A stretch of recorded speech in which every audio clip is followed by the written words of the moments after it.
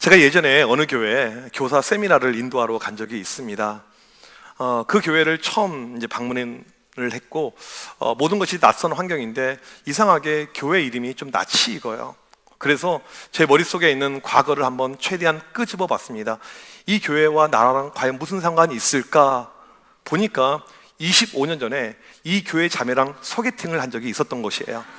그래서 그날 강의하면서 혹시 저랑 소개팅 하신 분 있으면 손들어 근데 아무도 안 계시더라고요. 이제 얼굴도 이름도 기억하지 않죠. 왜냐하면 한 번밖에 만나지 않았기 때문에. 근데 왜 그날 소개팅이 기억에 남냐면 이유가 따로 있습니다.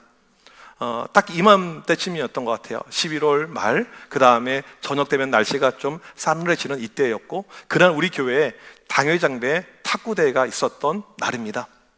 저는 이제 소개팅 해야 되니까 예배 끝나자마자 탁구에 관심 없죠. 바로 이제 소개팅을 하러 갔어요. 그리고 그 다음 주에 교회에 왔는데 교회가 난리가 난 거예요. 탁구 시합을 하다가 안수 집사님들과 장로님들이 싸우기 시작을 했어요. 처음에는 말싸움으로 시작한 것이 몸싸움으로 번지게 되었습니다.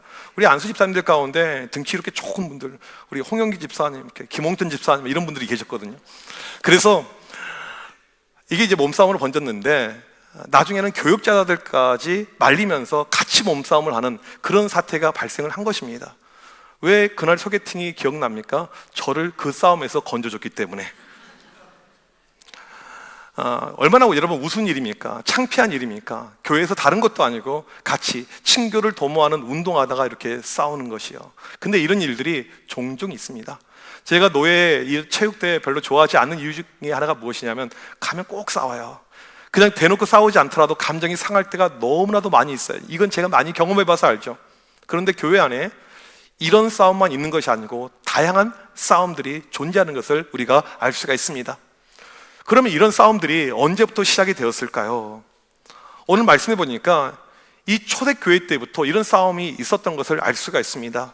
야고보는 오늘 말씀 1절에서 이렇게 이야기를 합니다.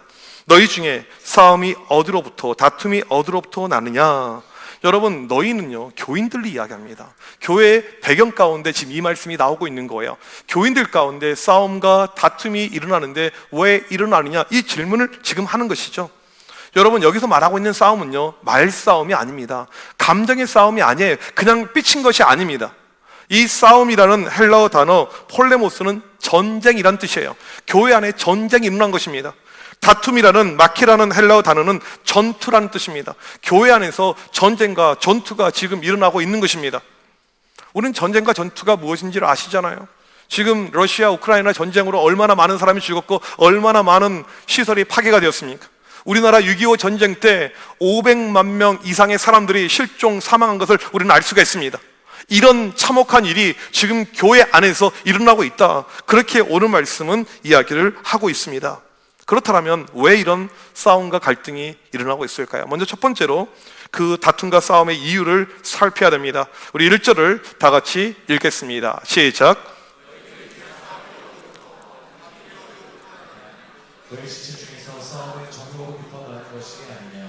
바로 싸움의 이유가 정욕이라고 이야기하고 있습니다. 정욕이 싸움의 이유다라고 이야기를 하고 있습니다. 그러면 이 정욕이라는 것이 무엇일까요? 한자 단어잖아요. 이 정자는 감정, 욕망을 뜻하고 욕자는 욕망과 욕심을 뜻합니다. 그래서 개인이 가지고 있는 욕망과 욕심을 정욕이라고 이야기하죠. 우리말로는 정욕이라고 번역되어 있는데 헬라어로 헤도네라는 단어입니다.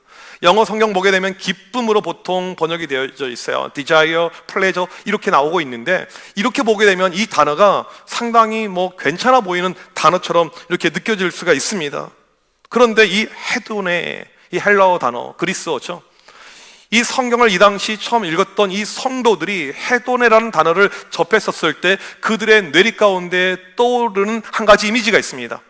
그건 무엇이냐면 헤도네는 이 당시 그리스 여신 가운데 하나였기 때문에 그렇습니다.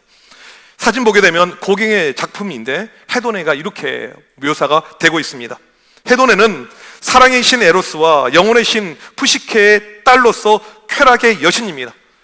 헤도네는 쾌락의 신이에요. 쾌락의 여신입니다. 여기서 나온 파생된 단어가 쾌락주의를 뜻하는 헤도니즘이라는 영어 단어가 여기서 나왔습니다. 따라서 오늘 본문의 이 정욕, 헤도네는 쾌락과 연결이 된 단어이죠. 여러분, 쾌락은요, 일반적인 즐거움과는 좀 차원이 다릅니다. 우리 아이들이 배가 고파요. 그래서 엄마가 맛있게 돈가스를 해줬습니다. 아이들이 이 음식을 먹게 되면요, 즐거움이 생깁니다. 근데 이 아이들이 이런 음식만 먹는 것이 아니고 먹어서는 안 되는 음식도 먹어요. 아니, 너무 많이 먹죠. 초콜릿, 캔디 이런 것을 많이 먹습니다. 엄마가 정성스럽게 해준 음식을 먹었었을 때 얻는 유익과 사탕과 초콜릿을 먹었었을 때 생기는 유해는요, 다른 즐거움인 것이죠. 오늘 본문의 이 해도내라는 단어는 우리 가운데 유해한 문제가 발생하는 그 쾌락에서 기인한 즐거움을 이야기하고 있습니다. 이것이 바로 정욕이죠. 이렇게 교회 안에서 발생하고 있는 문제들, 갈등들, 그 이유는 정욕 때문이다라고 이야기를 합니다. 그러면서 이 정욕에는 패턴이 있음을 오늘 말씀에서 이야기해 줍니다.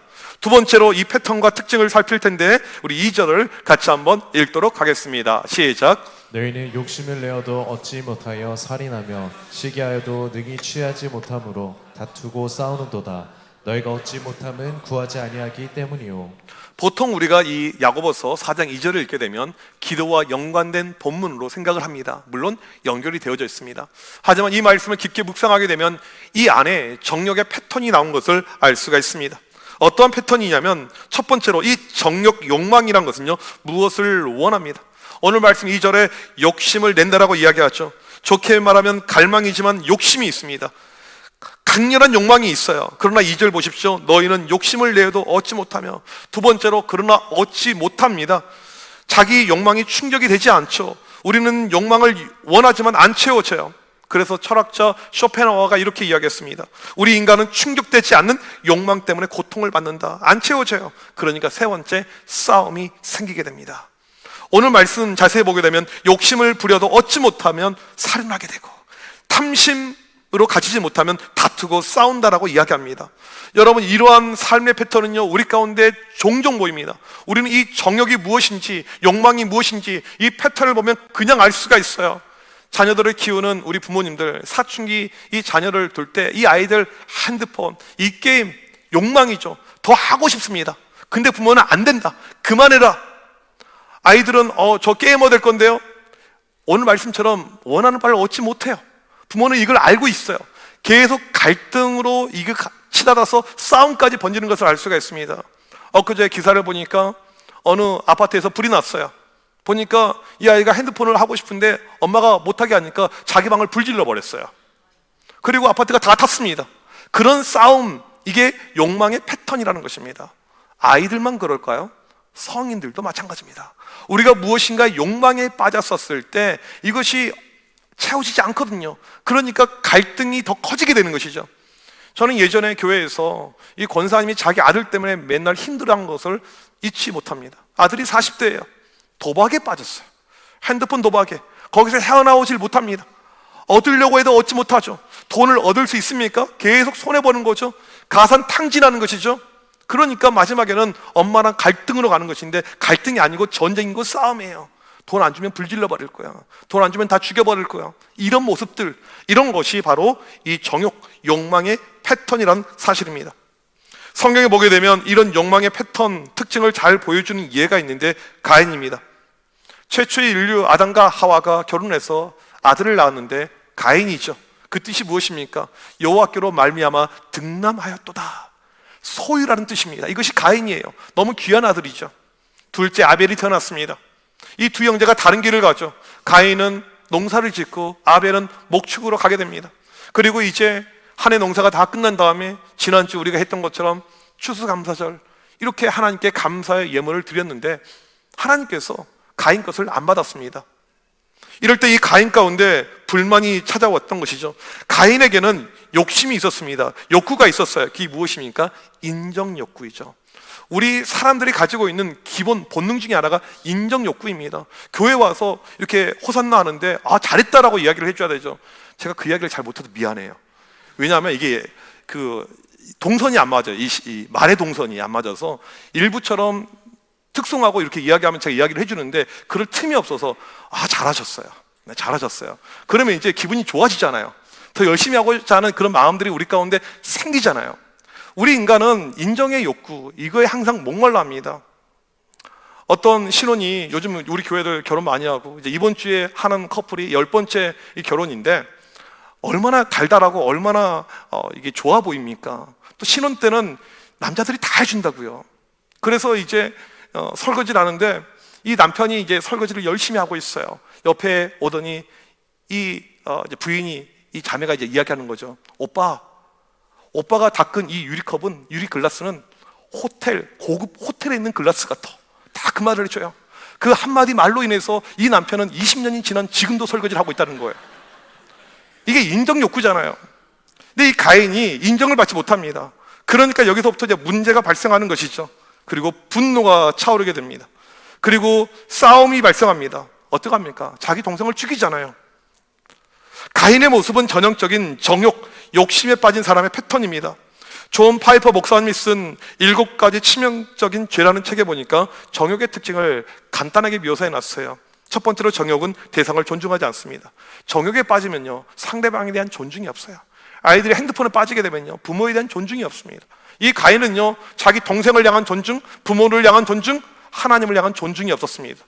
여기서 끝나지 않고 두 번째로 이 정욕은 하나님을 저버립니다. 정욕의 가장 큰 특징은 자기 욕심에 빠져 있는 것이어서 하나님이 뭐고 안 보입니다. 결국 하나님에게서 떠나게 되는 거죠. 정욕에 빠진 사람들의 특징이 무엇이냐면 세상에 정욕에 있다가 영영 하나님에게서 멀어지는 것이죠. 우리 디모데후서 3장 4절을 같이 한번 읽어보도록 하겠습니다. 시작. 배신하며 조급하며 자만하며 쾌락을 사랑하기를 하나님 사랑하는 것보다 더하며. 이 쾌락, 정욕이죠. 이것이 하나님 사랑보다 위에 있는 것입니다. 내가 무엇인가에 너무나도 몰입하고 너무 집중할 때, 이것이 물질이고 이것이 직업이고 이것이 자녀고 할 때 하나님보다 위로 가는 것, 이것이 바로 정욕의 모습, 해돈의 모습이라는 것입니다. 마지막 세 번째로 정욕대로 살 때 삶의 결과를 말합니다.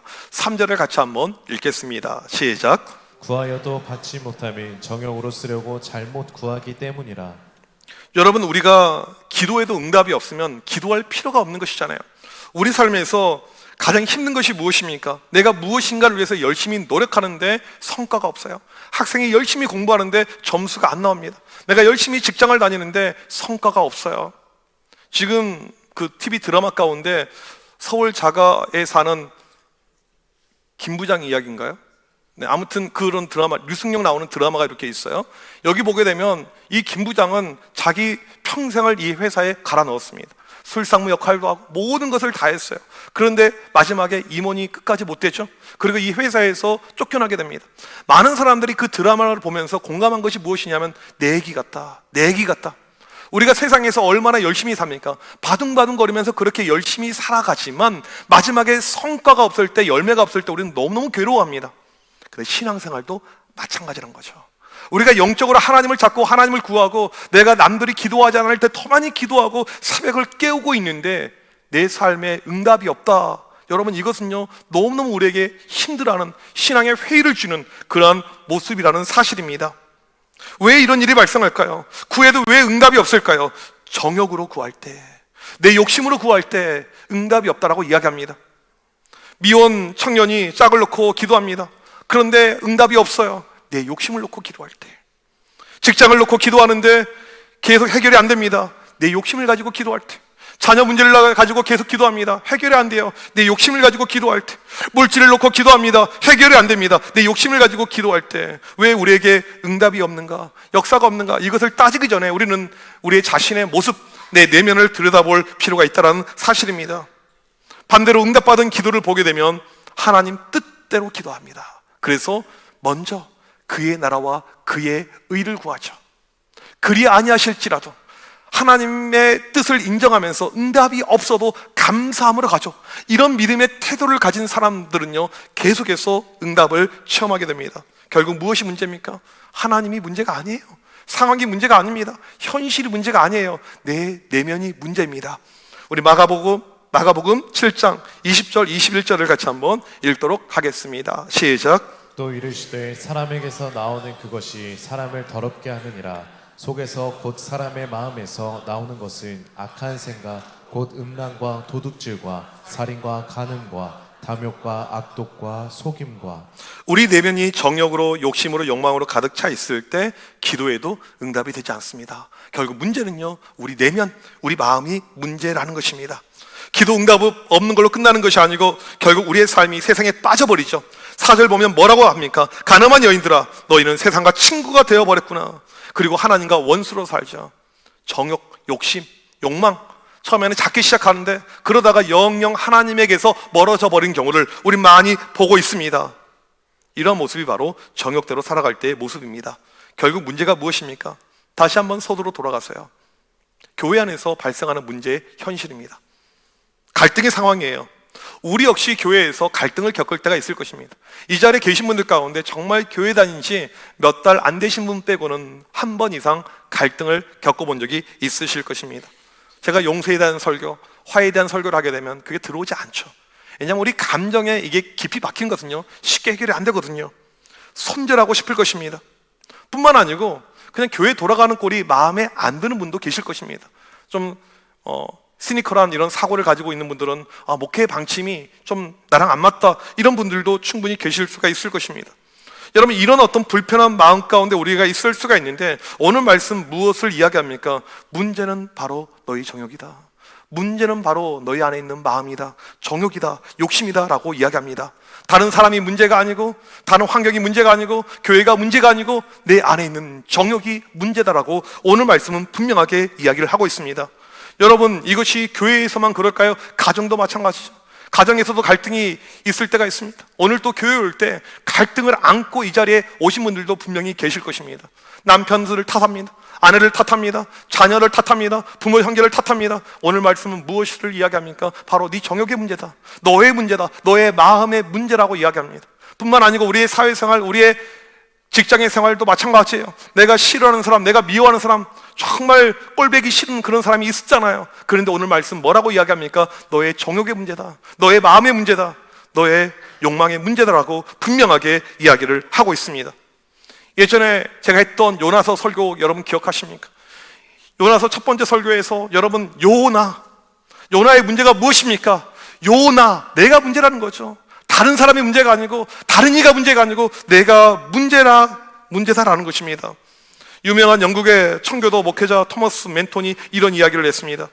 우리는 저마다 마음속에 원수를 데리고 있다. 그 원수는 우리 영혼의 아름다움을 훼손하고 질서를 어지럽히며 의지를 노예로 삼는다. 여러분, 마음의 원수가 누구입니까? 원수가 무엇입니까? 정욕이라는 것이죠. 나도 모르게 품고 있는 이 정욕, 이 육신의 욕심, 이것이 문제라는 것입니다. 갈라디아서에서는 그 정욕을 육체의 소욕이라고 표현합니다. 소욕은 하고자 하는 마음이란 뜻이죠. 갈라디아서 5장 17절을 같이 한번 읽도록 하겠습니다. 시작. 육체의 소욕은 성령을 거스르고 성령은 육체를 거스르나니 이 둘이 서로 대적함으로 너희가 원하는 것을 하지 못하게 하려 함이니라. 우리 안에는 육체의 소욕이라는 것이 있습니다. 더 많이 얻고자 하는, 더 많이 이기적으로 가지려고 하는 그런 마음들이 있는데 이것이 성령의 역사를 방해한다는 것이죠. 왜 우리가 은혜 가운데 못 갑니까? 왜 우리 믿음이 성장하지 못합니까? 왜 우리가 한 걸음 한 스텝 더 앞으로 가지 못합니까? 바로 육체의 소욕 때문이라는 것입니다. 정욕이란 것이죠. 그렇다면 이걸 어떻게 극복할 수 있을까요? 극복의 방법이 무엇일까요? 갈라디아서 5장 24절을 같이 읽도록 하겠습니다. 시작. 육체와 함께 그 정욕과 탐심을 십자가에 못 박았느니라. 그리스도 예수의 사람은 육체와 함께 그 정욕과 탐심을 십자가에 못 박았느니라. 끊임없이 나를 죽이는 길밖에 답이 없다라는 것이죠. 정욕을 죽여야 된다는 것입니다. 그냥 방치해 두면 작은 정욕이 계속 커져나가게 됩니다. 마치 몸 안에 있는 암세포처럼 계속 커지는 거예요. 또 다른 문제를 만들어내는 것입니다. 내 안에 있는 정욕이, 이 정욕을 죽여야 됩니다. 어떻게 해요? 예수 그리스도의 십자가로. 내가 내 입으로 없애는 것이 아니고 예수 그리스도의 십자가 앞에 나오게 되면 우리의 정욕은 사라지는 것을 믿으시길 바랍니다. 여러 가지 목회적인 고민을 하는 가운데 늘 제 안에 있는 큰 고민은 무엇이냐면 왜 사람은 바뀌지 않을까? 사람은 변화되지 않을까라는 이 고민이 제 안에 가장 큽니다. 그런 가운데 계속 이 부분을 놓고 기도하는 가운데 지금 돌아가신 한신교회를 설립하신 이중표 목사님의 스토리가 제 머리 가운데 이렇게 스쳤어요. 이 목사님이 너무너무 훌륭하시고 너무너무 대단하신 한국 교회를 대표하는 분 가운데 한 분이셨는데 젊을 때 혈기가 많았습니다. 교인들의 모습 가운데 너무 화가 나서 예배 시간에 성경책을 집어 던진 적이 있어요. 그만큼 이분이 이제 다혈질이었던 분인데 너무너무 답답하고 너무너무 힘들어서 하나님께 기도합니다. 하나님, 이런 교인들과 내가 어떻게 목회를 해야 됩니까? 그때 성령의 음성이 그에게 들려왔습니다. 종아, 네가 죽어라. 종아, 네가 죽어라. 네가 죽어야 된다. 우리는 자꾸 다른 사람을 보게 됩니다. 누군가 탓을 하게 됩니다. 그런데 무엇을 이야기합니까? 우리의 정욕이란 거죠. 우리의 정욕이 십자가에 못 박아 죽어야지 문제가 해결이 된다는 사실입니다. 왜 기도 응답이 안 됩니까? 하나님은 응답을 주고 싶은데 내 마음의 밭을 보니까 정욕으로 가득 차 있어요. 응답이 갈 수가 없는 것입니다. 정욕 때문에. 오늘 우리에게 필요한 것은 무엇입니까? 예수 그리스도의 십자가의 보혈의 은혜입니다. 십자가 앞에 나가는 것밖에 답이 없다는 거예요. 십자가에서 나를 죽이는 길밖에 답이 없다는 사실입니다. 여러분, 오늘 예배 가운데 깨달음이 있습니까? 그런데 우리가 집에 가잖아요. 다 까먹어요. 내일 회사로 출근하잖아요. 세상에 살아가잖아요. 다시 한번 정욕이 계속해서 나를 지배하고 올라오게 됩니다. 우리에게 필요한 것이 무엇일까요? 사도 바울이 고린도전서 15장 31절에서 나는 날마다 죽노라. 매일 죽어야 됩니다. 오늘 예배 시간에 잠깐 죽은 척하고 끝나는 것이 아니고 매일 죽는 연습, 이것이 바로 정답이고 해결의 방법이라는 것입니다. 지금 삶의 문제를 다른 데서 찾을 것이 아니에요. 갈등과 문제와 여러 가지 어려움이 나에게 찾아올 때 다른 데서 해결하는 것이 아니고 바로 내 정욕 때문이다, 내 욕심 때문이다, 이것을 깨닫길 간절히 소망합니다. 오늘 이 시간 우리는 성찬식을 행할 터인데 이 성찬식은 하나님의 은혜의 방편입니다. 하나님께서 우리에게 은혜를 주시는 자리입니다. 이 시간을 통해서 다시 한번 예수 그리스도의 십자가의 보혈의 은혜를 체험케 하여 주셔봐서 그럴 때 내 안에 있는 정욕의 문제, 내 안에 있는 내면의 모든 문제, 이것이 사라질 줄 믿습니다. 그런 믿음을 가지고 나아가는 우리 모두가 되시길 주님의 이름으로 간절히 축복합니다. 우리 이 시간 다 같이 일어나서 함께 찬양하도록 하겠습니다. 주님의 살과 피를 기억하면서 주님의 보혈로 나아가는 우리가 찬양 가운데 나아가길 원합니다. 정욕으로 가득한 나를 위해서 십자가에서 피 흘리신 그 주님의 보혈을 기억하는 이 시간, 오직 십자가만이 우리의 삶의 정결의 이유라는 것을 다시 한번 기억해 나갈 수 있는 시간 되길 소망하며 이 시간 함께 찬양하도록 하겠습니다.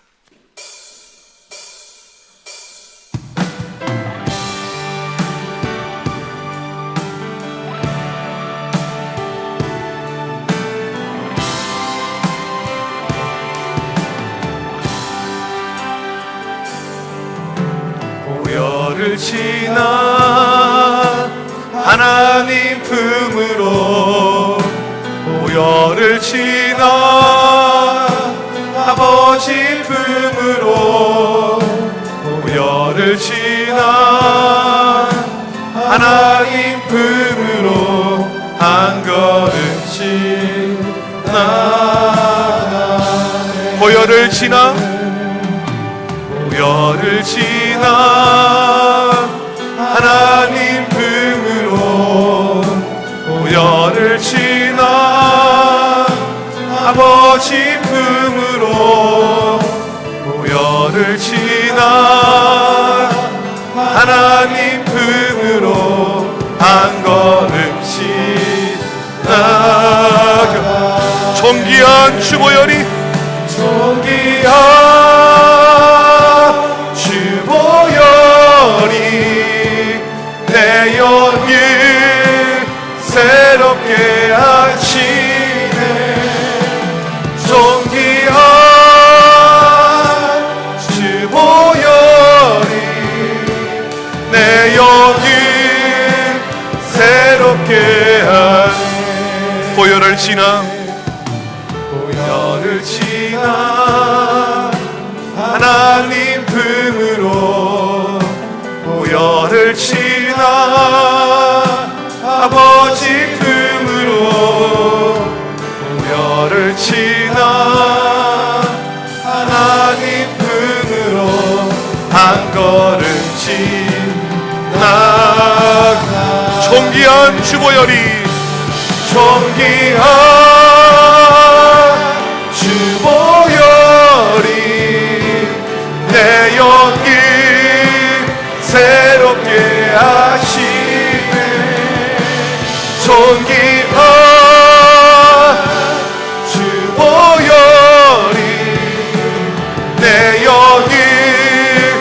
새롭게 존귀한 주보혈이 존귀한 주보혈이 내 영이 새롭게 하시네. 존귀한 주보혈이 내 영이 새롭게 하네. 우리 시간 주신 말씀을 기억하며 함께 기도하길 원합니다. 우리의 갈등, 우리의 싸움, 무엇이 문제입니까?